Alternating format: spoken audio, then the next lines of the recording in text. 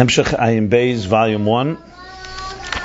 So we've been reviewing in different directions the first 126 chapters. I want to sum it up and continue on.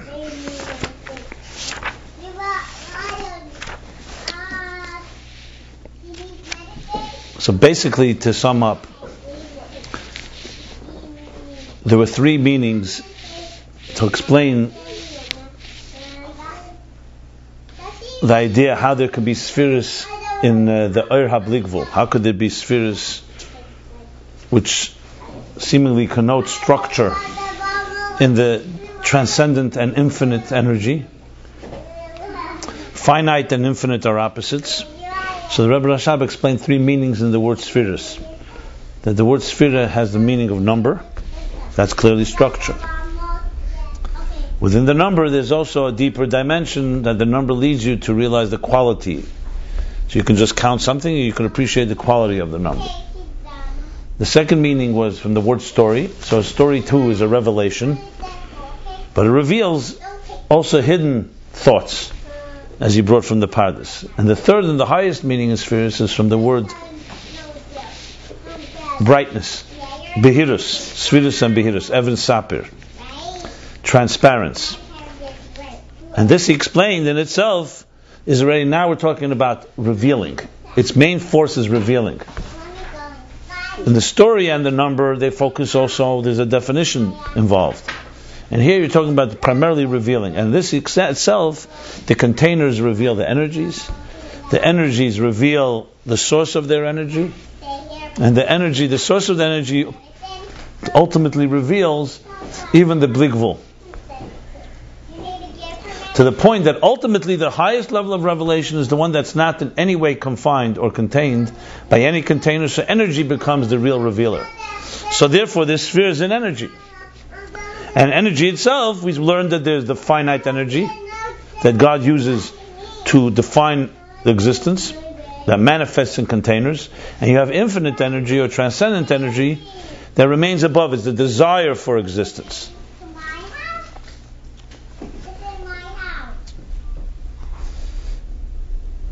And there too now, where's the primary element of spheres? So when you say, are there spheres in bligvul? Absolutely. The element of behirus, of clarity, of transparency, of brightness, is on the contrary. The place where it's most is in the Ohr HaBligvul, because the Ohr HaBligvul is the unfettered expression of the divine. So there's a level where God doesn't even, is beyond altogether expression. We say Etzem Ha'er, what we call the Hoid Atik, is beyond expression. But when he expresses himself, in a world of expression, how would an expression be? It would be unfettered, it would be unlimited. So where's the ultimate behirus? The greatest clarity is in the Ohr HaGvul or Ohr HaBligvul. Much more in Ohr HaBligvul, because Ohr HaBligvul just reveals everything. So it's endless spheres. So there's a level before revelation, there's a level of revelation that's infinite, unlimited, that's spheres. In that dimension, there's another level that in there it envisions Shir Asmei B'Keach, how to emanate finite energy, which is also revelation, but it's not going to be as powerful as the unfettered revelation of bligvul. So we have now is we find spheres all the way up in the Ohr. As he explains, there's Etzem Ha'er and there's Ispashtus Ha'er. And all this is before the Ohr HaGvul of the energy in containers. What is it in the levels in the Keser? Its Atik would be Etzem Ha'er. Arich would be Spashtus Ha'er, Hoid and Hodar. And the 10 spheres of Atzilus, starting from Chacham of Atzilus, is now energies in containers. But to break it even further, explain that in Keser itself, you have all three. You have Pnimius HaKeser, or as he called Keser Shebekesser, is that's removed, that's Etzem Ha'er. You have Chachmas Tema in Arich. That is already the level of Ispashtus Ha'er. It's already Chachmas Tema, but it's a concealed reason. There's a reason, but we don't relate to it. We can't identify with it. And then there's the lower levels of Keser, what he called the Zayin Tachtenus of Keser, which is the Midas Amalchus of Keser, that emanates into Chachma Geluya, which is how the desire connects to a reason that we can relate to. So in Keser itself, we have three things, and these are the three meanings in Keser, that the whole Hemshech, the whole flow, the whole discourse, the whole series is based on. Keser from the word Tarach Hamud E'er, that Keser is like the 620 pillars. Machtesh Sivuv Kol Atzilus B'Teiche. It surrounds all of Atzilus. It means it's already a desire that relates to existence, and existence can relate to it. So it's the lowest level of desire, meaning the lowest, not the lowest dimension of desire, as it relates already to what it desires. So there's a relationship between the two. That's Tarach Hamud. That's the Machtir. Then there's Keser Atara. That's the head on the head. That's already a crown on the head. It's not surrounding the whole thing. It's above it all. That's like Chachmas Tema. That's the level where the Ratzon is Makif. It has a relationship, but it's still, but it's beyond. And then there's Keser from the word Katarli, Zair, silence. And the Chiddush here is that all these three, even the highest level of Keser, is still not Pnimius Etzem Keser, which is even beyond this highest level, because this highest level is still somewhat has a relationship. It's a relationship, you can't access it, but it still has a relationship, as we discussed. So there's a fourth level, which clearly means like similar like Pnimius Atik. It doesn't say specifically, but that's what it sounds like. Now, what I was struggling with was a contradiction, seemingly, because if you go back all the way to chapter 12, and especially chapter 16, he says clearly there,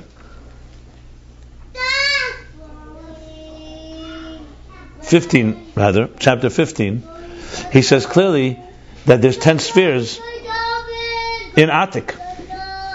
And here, he's saying that Atik is beyond spheres, even beyond, forget about 10. Beyond even the meaning of spheres as brightness. So I'm not sure what the answer is. The only thing I can say is that everything is microcosm, macrocosm. In Samach Vav, he speaks in Atik these 5 levels that I just described. Meaning the level of Yechelis, which is like beyond even the Etzem Ha'er. Then there's the Etzem Ha'er, there's the Spashtus Ha'er. And in the Spashtus itself, there's 2 dimensions, as it revealed to himself, which is like Chachmas Tima, and as it's revealed to the next level, to others, which is as it begins to become the source for the finite energies.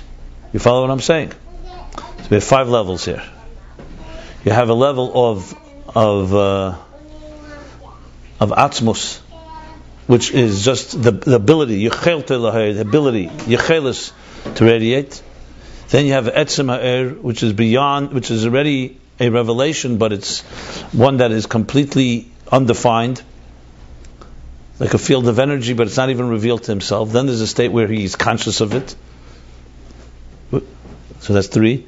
Then there's that's 4 rather, right? That's the 4th level. Yechelis, Etzem, his pashtus to himself, Gili to another, and then as it comes into the actual 10 hidden spheres. She explains in Samach Vov, in the Maimer B'Chukaysai, Samach Zayin, that there's 5 are all in Atik. So clearly there are levels in Atik. Here he's talking in general terms, so Atik is removed and all the levels are lower than Atik, so to speak. So Primius Atik would be like the Yechelis, the ability. The lower levels of Atik would be what he calls here Keser Shebekesser, which is like the Etzem. Then you have Chachmas Tema, that's already his Pashtus Se'er, but it's to himself. And then there's the Pashtus as it is, the lower levels of Keser, which is already beginning to radiate into the revealed, into the finite energy that will enter the containers. And then there's the finite energy in the containers. You follow what I've said? Yeah. Okay. So what he says earlier in chapter, like I said, 12 and 15, there he says Atik has spheres. So clearly there he's talking about Atik as it is, I guess, in the microcosm, not the level of way he's speaking here about Atik in a far more general sense of the Etzem Ha'er all the way up in before the Tzimtzum. That's the only way I can explain it, seemingly. But it needs more Iyun, as they say.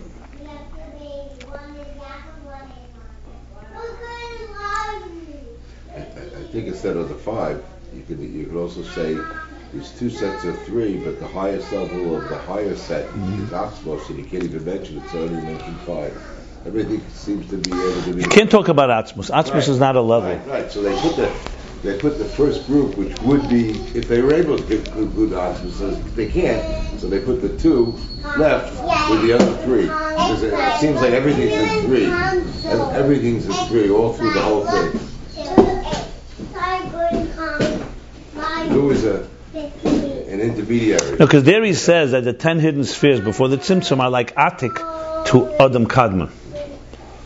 So since they're Atik to Adam Kadmon, that's why they have the root of spheres. But then there's an Atik, that's the Atik that's rooted all the way beyond the 10 hidden spheres. It all is relative ultimately, you have to say that's for sure. So 2 extremes and an interface.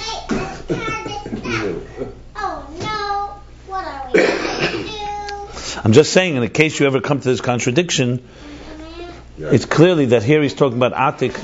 Earlier, in chapter 12, he's talking about Atik as the root of the 10 hidden spheres. Then it's an Atik and removed from Ak, Adam Kadmon. And then there's Atik as it is in the deepest levels of energy that are completely removed from spheres altogether. That's essentially the 2 elements here. Now, as I said many times, I think the key is to understand that all these levels are basically stepping stones in the refinement of our understanding and perception and experience of existence to appreciate more subtle levels of it, to the point that the container becomes just simply a seamless, transparent channel to see more, to see higher, instead of it being a force that blocks and a force that doesn't let the flow come through. So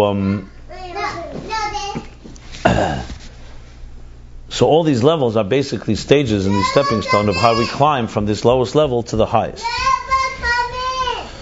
So bottom line is that we have within Keser now, we've determined that in Keser there is 3 levels, and essentially there's a certain hiskalus going on, a certain interconnectivity between Gvul and Bli Gvul. And that's where they meet. And a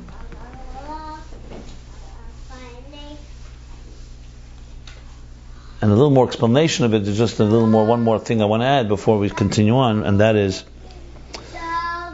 that there's really 2 ways to look at this perspective. Back in chapter, I think it was 58 or something like that, he said something very interesting. He said, when you're from the perspective above, everything is equalized. Chapter 59.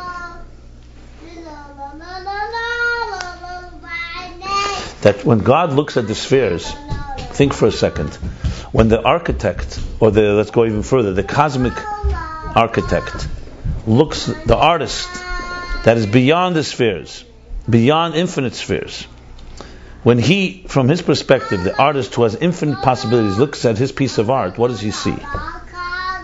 So there's an element that he sees there that it just doesn't really see the distinctions between another. All it is are expressions of himself. It's only an outsider that looks at it from the outside in, sees details. Now obviously there's an element even from the artist that also sees details because he created the details and he wants chesed to be chesed. But there's also an aspect that when he looks at it, he sees the whole picture. And we see the pieces of the puzzle. So if you really want to appreciate the spheres, you have to be able to have both the perspectives. How does the artist look at the details of existence? And how do we look at the details? And then in the artist itself, there's 2 ways that he sees it. There's how he sees the whole big picture, and the details don't matter. They're just simply expressions of his big picture. And then there's where he applies himself to each specific detail as he creates it. You see what's going on here? So when you want to look at this whole thing, you have to look at it, how are we looking at the picture? And how is this creator looking at the picture? And in the Creator itself, in the Source itself, there's all those levels. Now, essentially, we connect to the Creator, like he said, through Torah and mitzvahs. So when a person fulfills God's will, they're connecting more to the big picture, to the desire.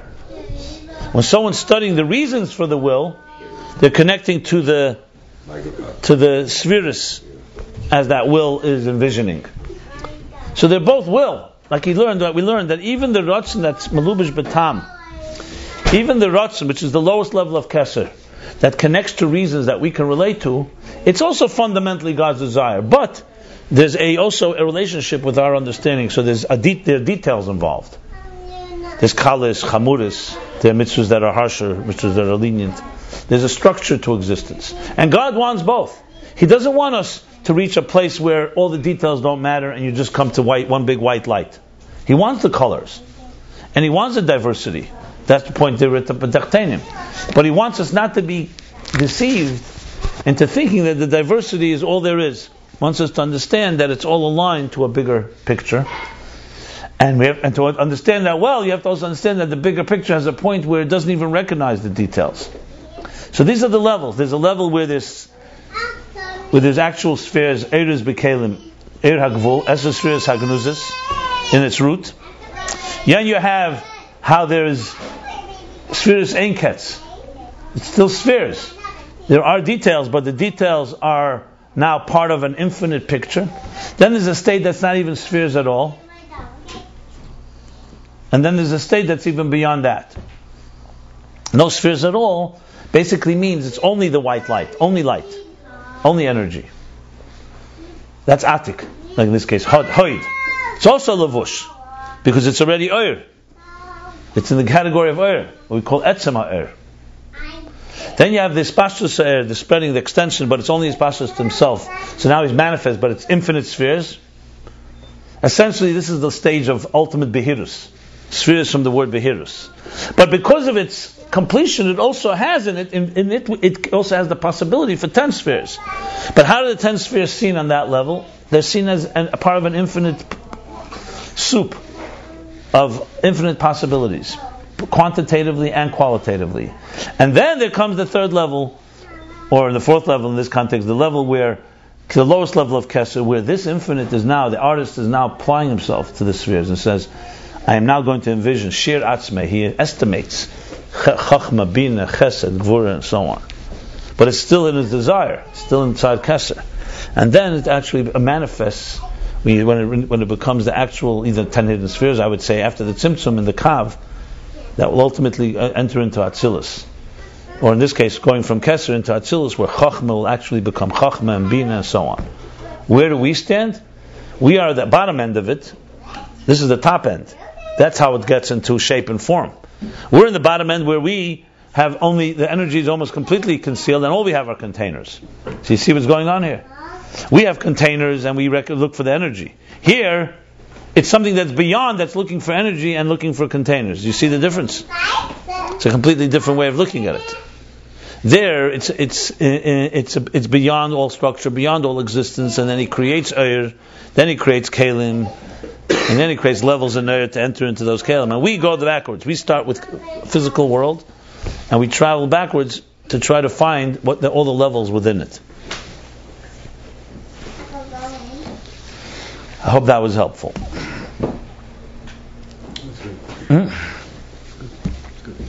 So now we continue, and this is now chapter 127. This is the Maimer Vasisa Chag Shavuos. Why did he take the break? What happened in between by Yigash and Shavuos? Well, if you were here to last class, you would. I spoke about it for half an hour. The Rebbe Rashab continued saying Maimarim, but they're not part of the Hemshech. They're printed in Sefer Maimarim, Tafrei Shayim Beis, Tafrei Shayim Vav. Rabbi Rashab he would travel for health. He would travel in the winter to Europe. That doesn't mean he stopped saying Maimarim. He just the Hemshech. He didn't continue until he came back to Lubavitch for Shavuos. So this is now Shavuos Ayin Gimel. And now we're ahead of the game. It's no longer a century. The century is the coming Shavuos will be when this Maimer will be 100 years. The sensory will probably catch up to us. He was not Lubavitch Pesach. What? He was not Lubavitch Pesach.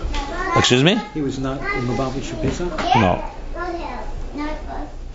Sometimes he was, not always. Even if he was, sometimes he went back for Pesach, but then he left after Pesach again.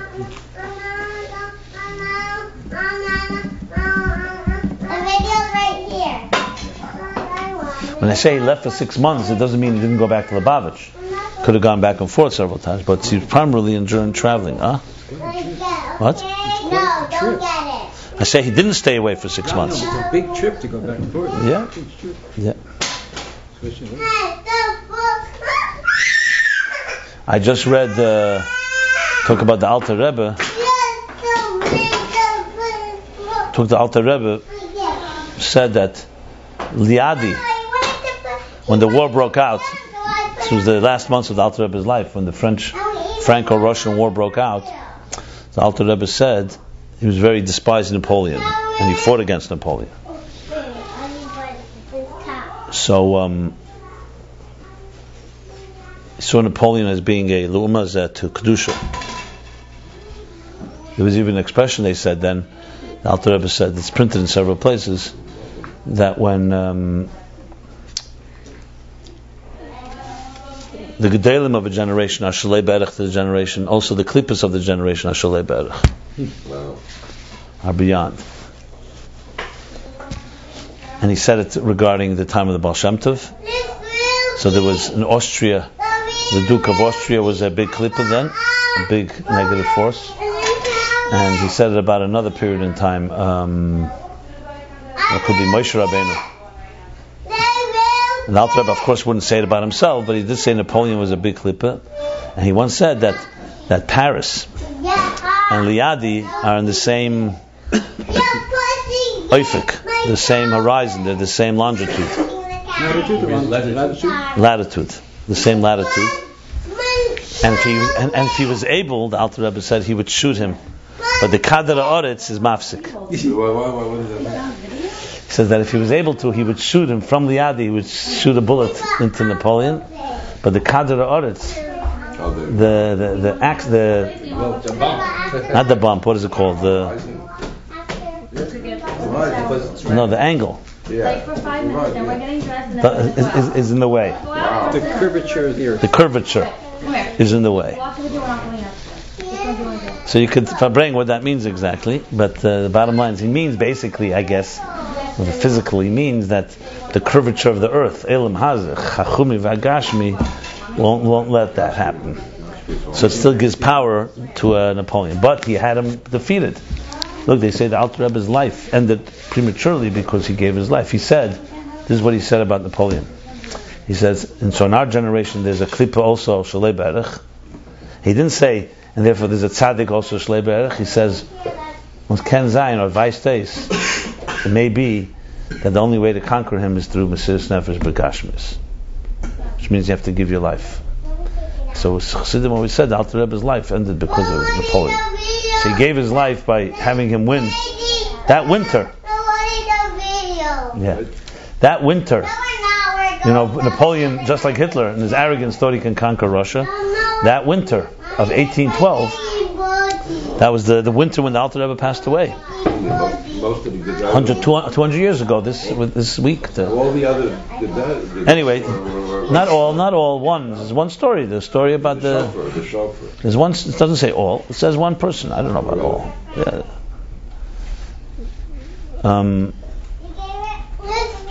He gave his life for it. So clearly, but because by the Alter Rebbe, Napoleon, France represented the klippa of the Western world, which was decadence and self-made, the self-made individual. But the Rebbe then later in Tafshinun Beis, Vayeshev, made it very clear that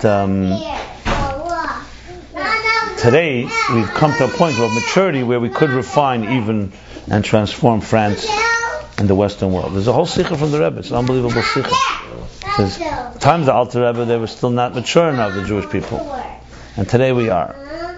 It's a big chiddush from the Rebbe, this matter. So let's continue here. Vasisa chag Shavuos l'Hashem lekecha, masas nitvus yodcha, asher titin. The mitzvah about keeping Chag Shavuos. Masas nitvus yodcha, asher titin.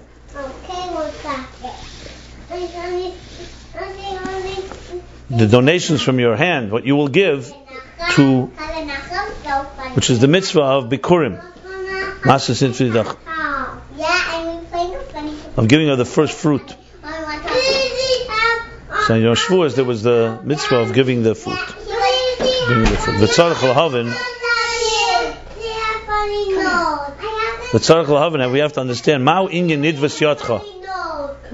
What is the meaning of nidvas yotcha? The donation or the benevolence of your arm. Halei nidivus shaykh el halev. Isn't nidivus when you donate is connected to the heart? Why do we relate it to the hand? V'chein b'teira miyachas nedivus al halev, and also in Teira we relate nedivus.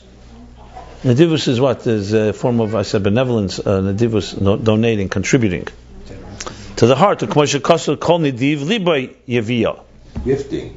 Gifting. Good. Yeah, the gifting. Like it says, kol nediv libay. Everyone who has a heart of a kind heart, a giving heart, yeviyah will bring.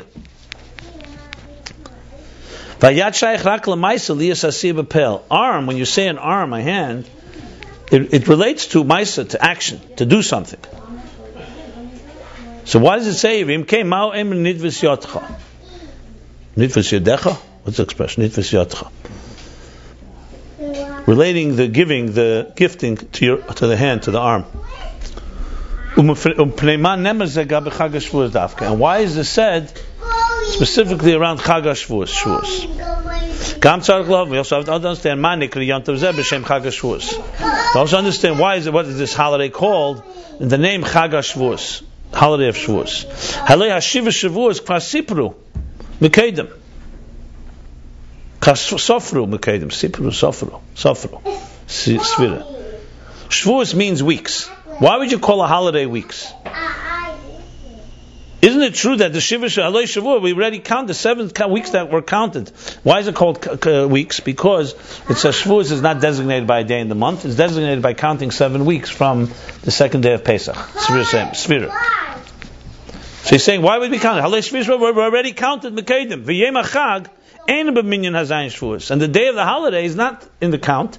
It's not considered, it's not part of the count of the 7 weeks. It's the day afterwards. 7 times 7 is 49, and on the 50th day. So why would we call the holiday by the name that it was, that name of counting which was already done beforehand? Like it says, you shall count. The Machlos HaShabbos means on the morrow, not of Shabbos, but of Pesach. Sheva Shabbos is Tmimus Tiyena. Should be 7 complete weeks. Ad the Machlos HaShabbos. 7 complete weeks. Veheina Memtes Yom Yem. That's the 49 days. Shesefim Kedim. That we count Kedim. The Chag HaShavuos Yem HaChamishim. And Shavuos is the 50th day. V'imkein Lama Nikra Chag HaShavuos. So if that's the case, why is it called the holiday of weeks? The weeks were counted already. Yes, it led us to here. But now we're a day beyond that. V'hinei, and now b'minyan hazayin Shavuos nemar b'posuk Sfatim Beis Simonim al zeh. In the counting of the 7 weeks, in the counting of the 7 weeks, it says in the verse Sfatim Beis Simonim al zeh. In this verse, V'sfatim you shall count, says 2 signs. Memachros HaShabbos, from the morrow of Shabbos, which is like the morrow of Pesach, second day of Pesach. And there's a second sign, Umiyem Haviyechem Es Eiman Atnufa. And from the day that you bring the wave offering. So Eiman Atnufa was an offering was brought on that second day of Pesach, on the first day of Pesach. So Mamachos HaShabbos, I'm sorry, the second day of Pesach. So second sign, besides saying the second day, Hayim Havos, but Tnufa Eimer, from the day that they brought and they separated, the Eimer was a measure. A certain measure of barley that was brought as an offering. So the Torah says two things. Mamachas Shabbos of tomorrow, the day after Pesach, of the first day of Pesach, and the day when you bring the Omer. The Kan Kedim Pasuk Vasisach Hagshruz Nemes Shiva Shavuos Tispelach.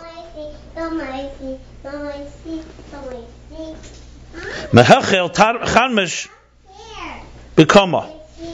And here before, Kedim Pasuk before the Pasuk comes, it says you shall count 7 weeks. From the beginning, Charmesh Bekama is what? Not when you actually bring the offering, but Charmesh Bekama when you will cut, you will harvest it. V'hainu b'shas k'tziras ha'emer, from the time of the cutting of the barley, of the emer that will be brought as an offering. V'tzarech lev mipnei man nemer shaim shasvira hi ma'ayivah v'tnufa v'kan nemer ma'k'tzira. So what is the meaning that before he said by Svartim, he said that from the time when you bring the offering, and here he says from the time that you cut the omer for the offering. So what's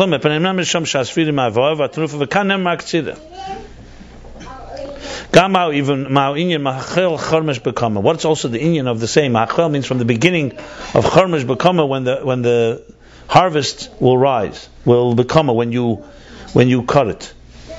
What is the meaning of these words? Not the second day of Pesach, cutting it? No, beforehand.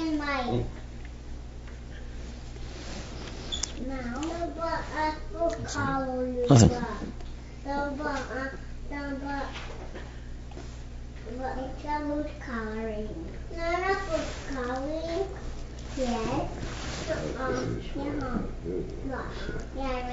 Right, but that period, Pesach is the time when they begin to cut and harvest.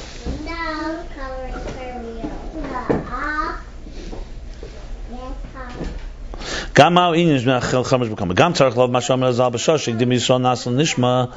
also have to understand what the Razal say, the time when the Israel preceded Nasa, before Nishma we will do, and then we will understand. The angels descended and bound for them, weaved for them 2 crowns. And what do we have to understand in this? Don't we find that there are 3 crowns? Like the Mishnah says in Avis, Gimel Ksarim, there are 3 crowns: Keser Torah, Keser Kuna, Keser Malchus. The crown of Torah, the crown of priesthood, and the crown of kingship. Why does it say the angels only bound for them, weave for them 2 crowns? And also in the Mishnah itself we have to understand,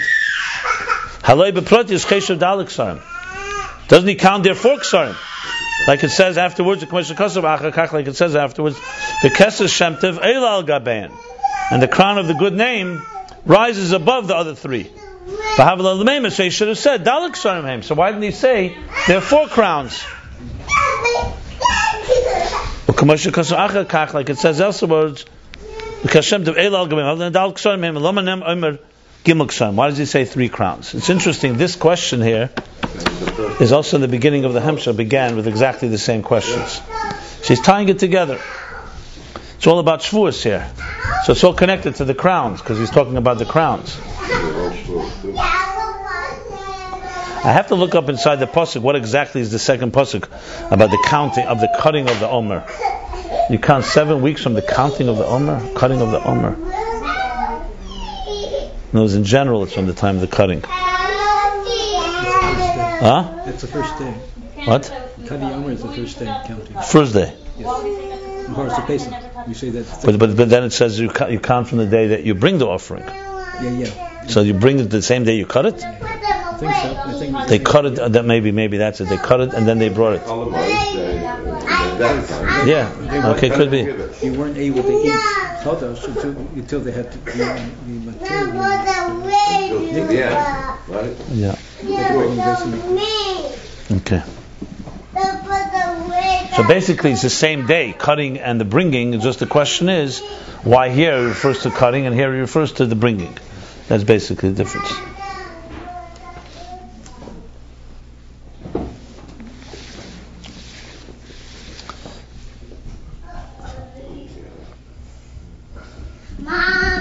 So now chapter 127. And now we have to understand what is the Ayin of the three crowns? Keser Torah, Keser Kun, and Keser Malchus. The three crowns of Torah, priesthood, and Malchus. The Ayin of this is the Hine Mavur Il Muvan. From what was explained earlier, it was understood the Klolos Hamshachas V'Gilui Mein Seif Baruch Hu, that the general transmission, emissions and revelations from the infinite, blessed be He, yes, Beis Min Hamshachas. There are two types of transmissions, like he said also in the previous chapter. Ha'echad Hamshachas B'chinas Ein Seif Mamish.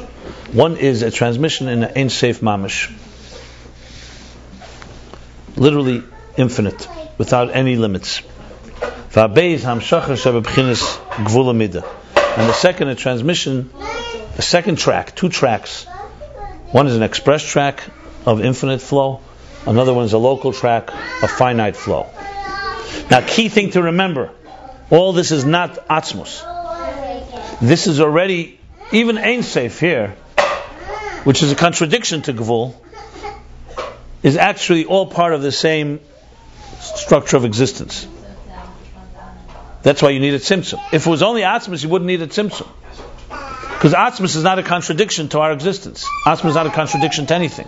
Well, that's dangerous. Wherever Ein Sof, like he says in Eitz Chaim, if it would just flow openly, there's no room for an independent entity. So the fascinating thing is that the infinite divine energy that doesn't allow room for existence is only here because of existence. Or else it wouldn't be a contradiction to existence. So there's two flows. And now, there's mission that comes in the form of Gvul Amida, Gvul meaning finite, and with parameters, Amida, and measurement, that's the Kav. That's the narrow, Kav literally means line, but Kav Chud, the line and the thread, that we talk about after the Tzimtzum, talk about in the Eitz Chaim of a line and thread, like a teacher after concealing begins a flow, but the flow is a very measured flow. Think of like the example I keep giving, olive Beis. It's a very narrow flow. Think of it like an instrument through which a lot of energy is traveling, but it's all in a very narrow. Like a wire. Yeah. Electrical wire. Like a pipe.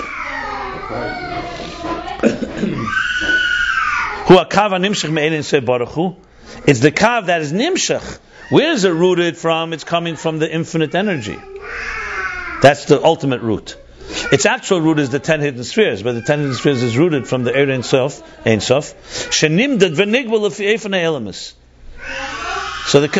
So it's the energy that's flowing, that's measured and confined, commensurate to and tailored to the worlds in which it is energizing and creating.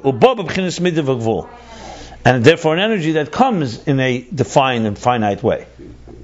So for example, just to visualize this, when Hashem said by Matan Torah, and everyone heard, Anoichi Hashem Elokecha, Asher Tzisicha Me'eretz Mitzrayim, and everyone heard those words. He said, Anoichi, I am your God that took you out of Egypt. They heard words. They heard Gvul, words that had letters, that had meaning, but who was saying it? A Bli Gvul power was saying it. So the Bli Gvul of Elokus was confining himself in an instrument called Anoichi Hashem Elokecha, words. That's an example. Now when we speak, I'm giving an example. It's an example of something coming from an Ein Sof place, but being measured according to the... Now, because if Hashem just spoke on His own, it wouldn't be words. We wouldn't be able to even hear it. Here we have words that we can repeat. And we can translate. Anoichi has 4 letters, Aleph, Nun, Chaf, Yud. You can write it, you can read it, you can explain it, you can study it. What is it essentially? It's energy. It's divine energy. But it's divine energy that's traveling in a tailored way. It's traveling in a what's the word I want to say? Like a pipe. The pipe, the energy inside the pipe may be very powerful, but the pipe is directing it and guiding it into this. Is keeping it contained in this particular measured flow. Now, as we learn, that energy also has in it a certain element of measure. But it's definitely rooted in its deepest place, it's rooted in the highest places. So there's really two sides to this energy. One side is that it's carrying divine energy, the other is that it's carrying it in a way that we can relate to. That's what he's saying. That's Gvul Amida. Clear? You can give many, many examples for this, but that's one example. Remember, we spoke about letters. Letters themselves can be written letters, they can be engraved letters, they can be engraved through and through. And then there's beyond letters, the parchment itself. Anoichi Hashem Lekech is already letters, but it's letters of light, it's letters of energy, it's letters of the divine. On the luchas they were engraved, on parchment they're written. When I say them now, they're tangible. The Kefirat Tzeni is Baruch Be'efin Ishtalshlus Sheyi Eser Sfiris Eser V'lei Tesha Eser V'lei Echad. So this instrument brings the energy in a measure and parameters according to the desire of God in the way He wanted Ishtalshlus to be shaped. That there should be 10 spheres, 10 and not 9, 10 and not 11. So He wants exactly this amount. By the way, the Tarach Amud E'er, when we said before, Kesser has 620 pillars. The lower level of Kesser that defines existence is the 620 letters. I'm sorry, the 620 letters in the Aseres HaDibros, right? It's made up of 620 letters, I believe. Yeah.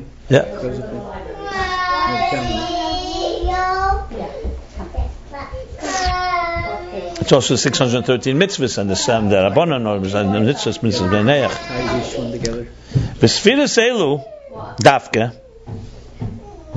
and not only 10 and not 9 and 10 not 11, but also specifically these spheres.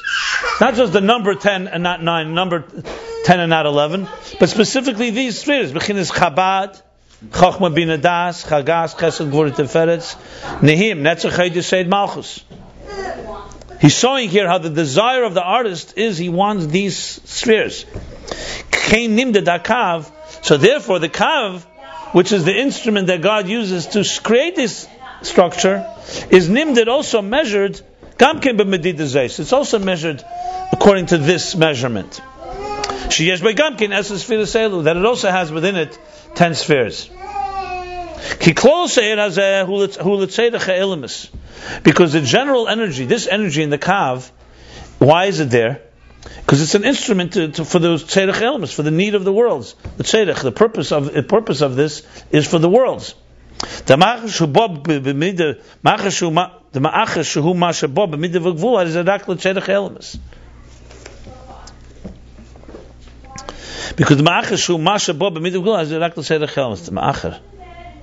Because since it is what comes into measurement and confinement, that's only because of the worlds. Why else would energy be confined? It's not just that it can be confined, it's because there's purpose in it. In other words, take away God's intention that there should be a structured existence, there's no reason that divine energy should be shaped. The reason for the shape is because it has a purpose, like in any situation. If I, for example, had a reservoir of infinite amount of water, and I have no purpose, I just let it flow. But since I wanted to reach your home, and I wanted to reach different places, it has to be channeled into your home, so you need pipes. You need limited pipes. So the whole purpose of Midah V'Gvul is not for no reason. It is in order, there's a purpose in it. And Lula Harotzen, without this desire in the worlds, this transmission of energy is totally not necessary, not possible. So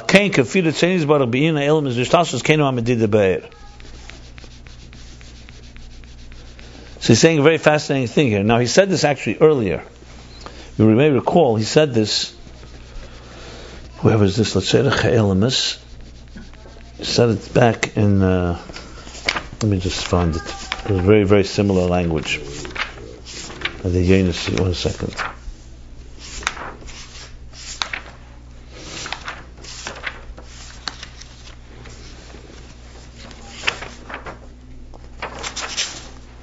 Let me just see, because very similar language. I want to just compare it.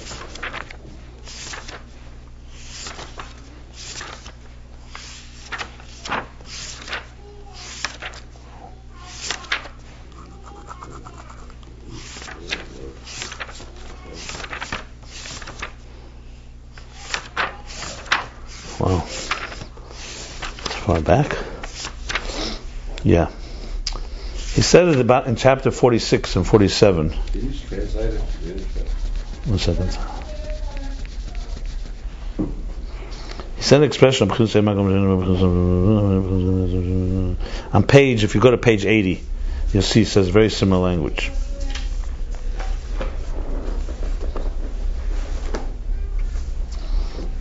Yeah. He says. So therefore, yeah, in chapter 46 and 47, he says very similar idea. So therefore, so now about the Ayin Seif, right? No, it's talking about the Eir HaGvul. That he's mitzamtzim to Gvul. It's the second track. We're talking now the track where he decided that should be Hamshach b'Midah Gvul. Yeah. Okay, the misery by okay, and the club.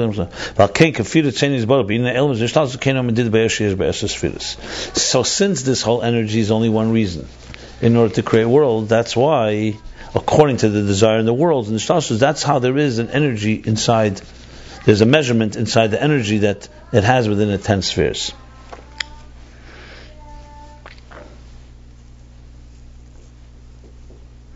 In other words, it's coming as a result of the desire for a structured existence. The kesa, remember we said the desire. A desire for a structured existence converts into an energy that is structured. Though, and without that, it wouldn't be structured. Yeah. The medida zuhi ba'er. This measure, because this measurement is in the energy from the beginning and the root of its transmission, and the root and its source.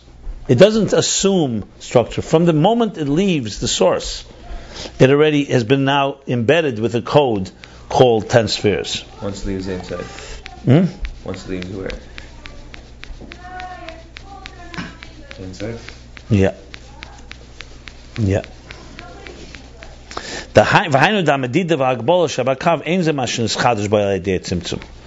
means that the measurement and the confinement within the kav was innovated, was not something that was nischadish, was created, something new in it through the tzimtzum.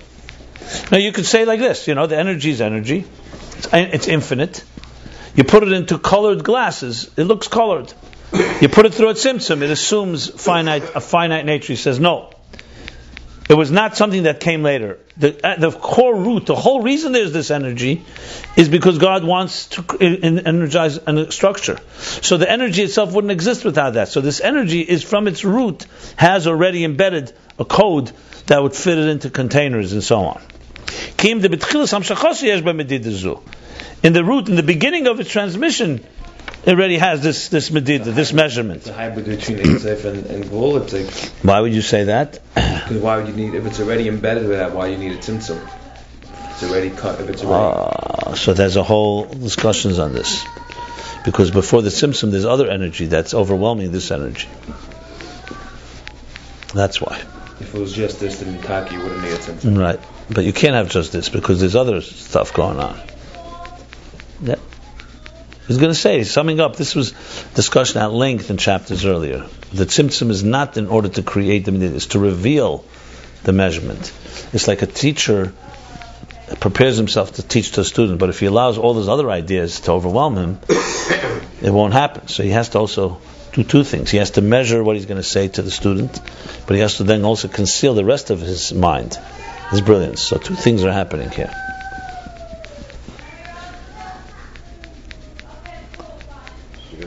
And this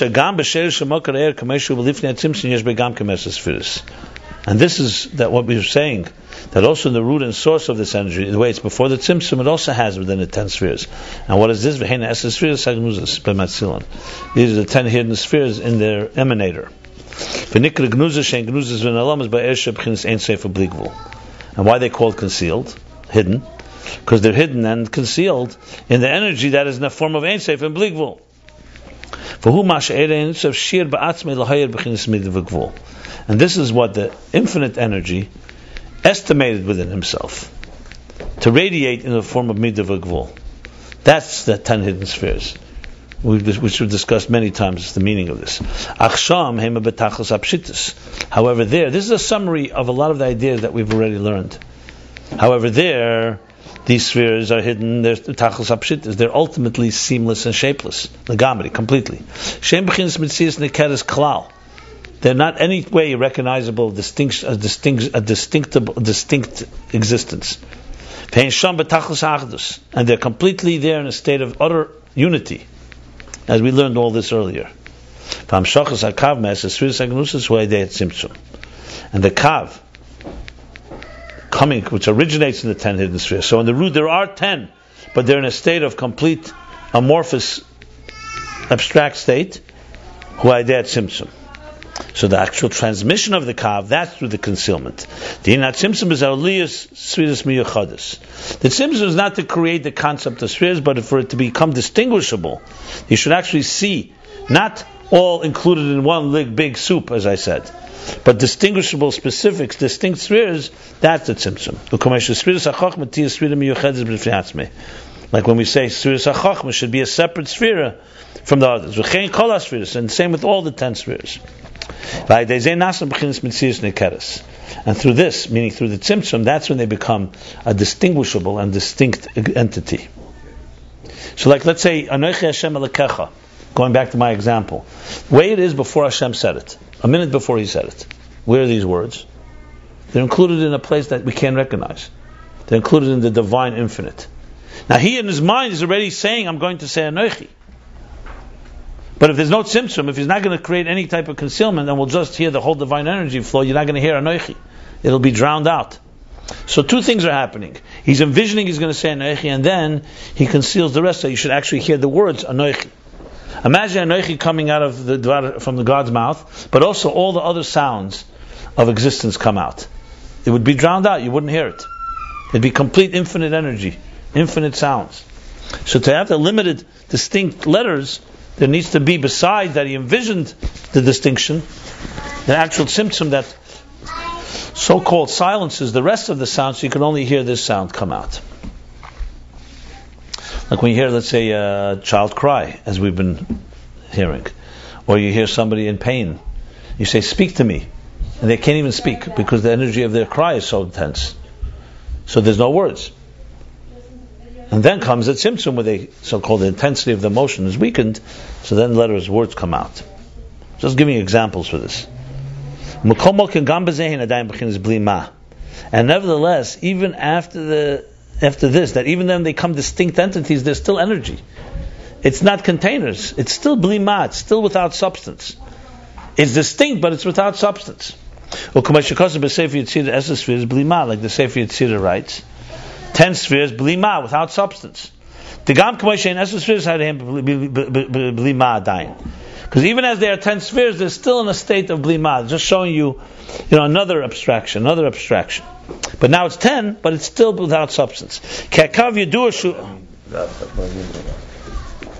I've been explaining it in every class. Maybe I'm starting to kick in. So what should I tell you?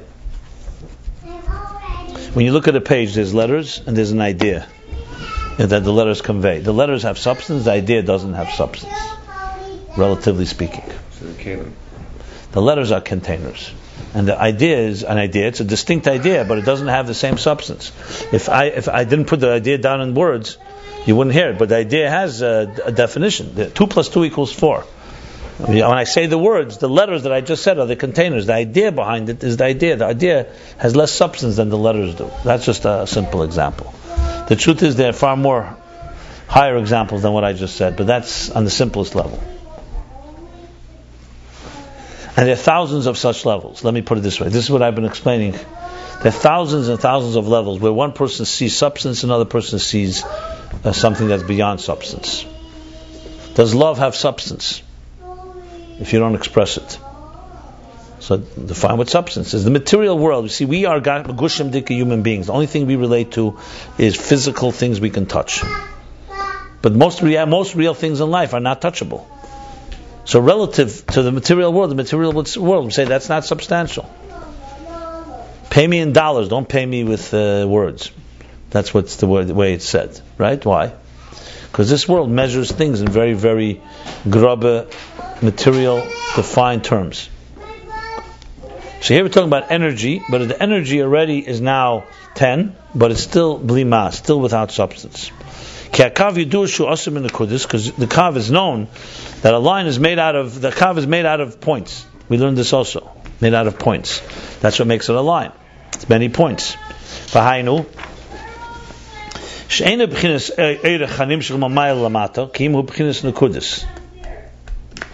other words, it's not just a length, like a type of an extension that's just drawing from higher to lower. It's actually made of nekudis. The kav is made of points. There are stepping stones here. There are points along the way. What are these points? Those are the specific spheres in the line, in the thread. The whole sphere is b'chinas nekuda, and every sphere is in the form of a nekuda here, point. So every nekuda is still a point that doesn't have yet shape. When you look at a point, what does it look like? Just a dot. So you can't say it's not a dot. You can't say it's not distinct, but you cannot say yet what it's about. So when I start taking, let's say talk about Noiche Hashem Elokech, I start writing an aleph, the first thing I'll make is a dot. And then I'll extend it and it'll become an aleph. So the dot is already no longer as the Esespheres Agnuzes as they're concealed before the Tzimtzum, but there's no dot altogether. It's all in that soup that I said, an infinite soup. Now you have a dot, but it's still so it's a distinct dot. But the dot itself is not yet developed. Now it's like a seed. So a seed, when there's the moment of conception, and a child is conceived, what is how small is that conception? It's not even the thread of a hair, the strand of a hair. That's how small a child at the moment of conception is. And yet, this will become the life that you know, who you are. So you already have, where's the biggest chiddush? Not from the hair to where you are now, even though it's pretty miraculous, but it's from the nothing to the hair. How did it become a conceived seed? How did the seed was fertilized, a seed fertilized an egg, and a life begins to develop. So so you already have the kav. So without the tzimtzum, you don't even have the seed. The kav is like the seeds, 10 seeds. It's made out of points. So each point is already a distinct point, but it's only a pshittis. It's still a point without shape and form. See, that's another example of something that exists, but it doesn't yet have substance. It doesn't have any developed substance. I mean, substance in the sense is a point, but relatively speaking, it's still unshaped. Shein but tzir adayin. It has no tzir. What does a point look like? The same point here. Let's say I was going to make now a noichi. I'd write dot, dot, dot, dot. You have no idea what those dots include. In this, the first dot will become an aleph, the second dot will become a nun, the third will become a chaf, and the fourth will become a yud. The dot is the beginning of it, but it includes the potential, but it's not yet an actualization.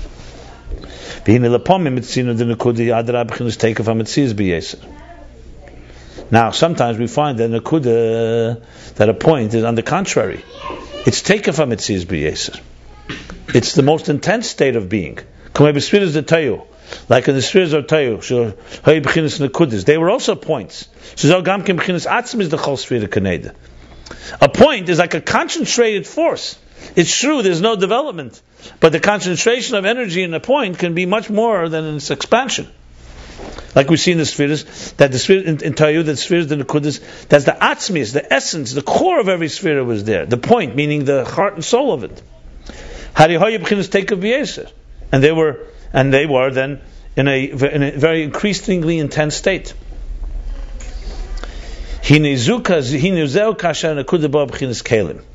That's when the nekuda, the point, comes already in containers.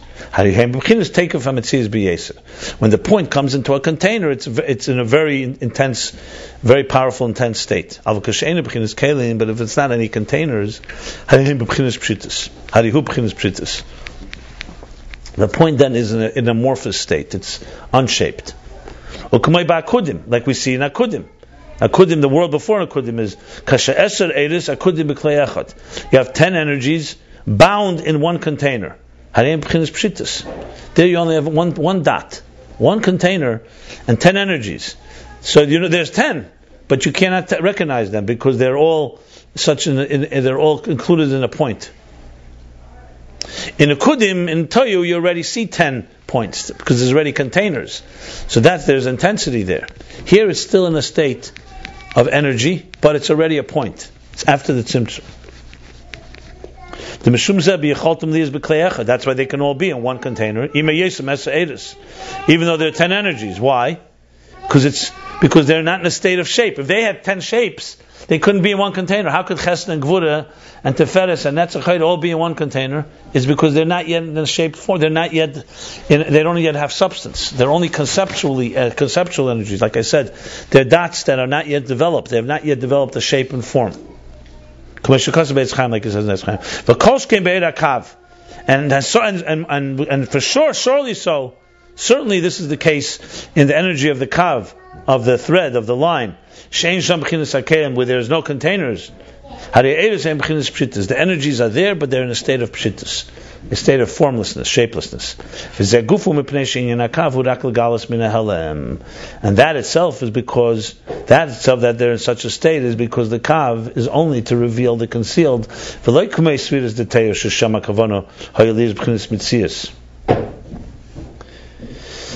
Because the kav, all it is to reveal what was concealed before the tzimtzum. It's to reveal the 10 hidden spheres. Not like the spheres of Teya that have an intention to be a mitzias, to be an existence.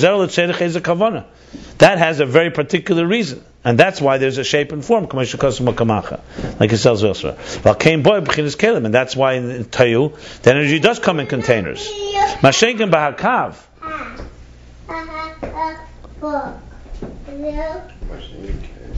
But in contrast, the kav hakavanu rak is galos asfiris me'elam desasfiris. Its intention is only to reveal the spheres that are concealed in the 10 hidden spheres. Valkein ein sham kelim, and that's why there's no containers. And they're in a state of shapelessness. And when the energy is manifest in containers, the atzilus of atzilus, then they become a substance of Eir.